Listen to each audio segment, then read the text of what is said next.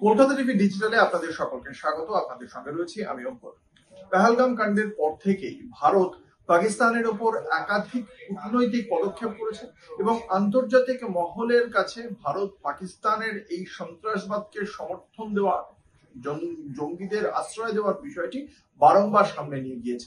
এবং এই পরিস্থিতিতে দাঁড়িয়ে ভারতের প্রধানমন্ত্রী নরেন্দ্র মোদী তিনি খুব স্পষ্ট ভাষায় হুঁশিয়ারি দিয়েছিলেন যে কল্পনাতীত সাজা দেওয়া হবে যারা পেহেলগাম কাণ্ডের দোষী এবং যারা এর ষড়যন্ত্রকারী।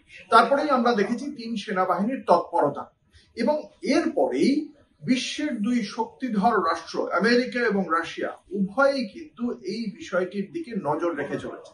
আমেরিকায় যেমন আমরা দেখেছিলাম ডোনাল্ড ট্রাম্প তিনি খুব স্পষ্টভাবে বলেছিলেন ভারত এবং পাকিস্তান উভয়ই তার খুব কাছের, উভয় দেশের সঙ্গেই আমেরিকার ঘনিষ্ঠ সম্পর্ক। কিন্তু তুলনামূলকভাবে আমেরিকার যারা অন্যান্য সচিব, বিদেশ সচিব, প্রতিরক্ষা সচিব, তারা কিন্তু এই ইস্যুতে খুব স্পষ্টভাবেই ভারতের অবস্থান নিয়ে বলেছেন যে ভারত যে অবস্থান নিয়েছে তা অত্যন্ত সঠিক। সন্ত্রাসবাদকে কোনোভাবেই সমর্থন করা যায় না, সন্ত্রাসবাদকে দমন করতে যে কোনো পদক্ষেপের জন্য উচিত, কিন্তু যাতে উপমহাদেশে কোনো সংঘাতের পরিস্থিতি না হয় সেইটা দেখা জরুরি।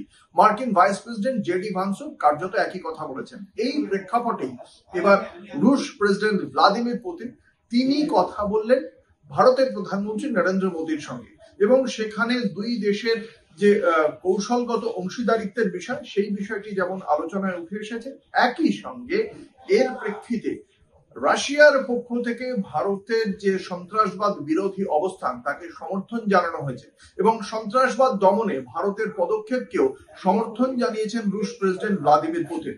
এবং রাশিয়ার পক্ষ থেকে তাদের মুখপাত্র দিমিত্রি পেসকভ তিনি জানিয়েছেন যে আমরা নয়াদিল্লি এবং ইসলামাবাদ উভয় দেশেরই ঘনিষ্ঠ রাশিয়া এবং উপমহাদেশে এই ঘটনাকে কেন্দ্র করে কোনো বড় রকমের সংঘাত তৈরি হোক তারা তা চায় না।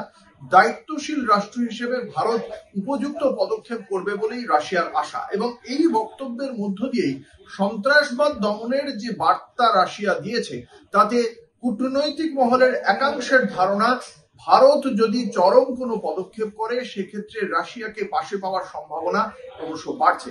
এক্ষেত্রে ভারত এতদিন পর্যন্ত কূটনৈতিক একাধিক চাপ বাড়ানোর পর সামরিক ক্ষেত্রে কি পদক্ষেপ করে এবং সেক্ষেত্রে আন্তর্জাতিক দুনিয়া কিভাবে ভারতের সঙ্গে পাশে থাকে সেই বিষয়টি অবশ্যই নজর রাখার। তবে রাশিয়ার অবস্থান এই মুহূর্তে অত্যন্ত তাৎপর্যপূর্ণ।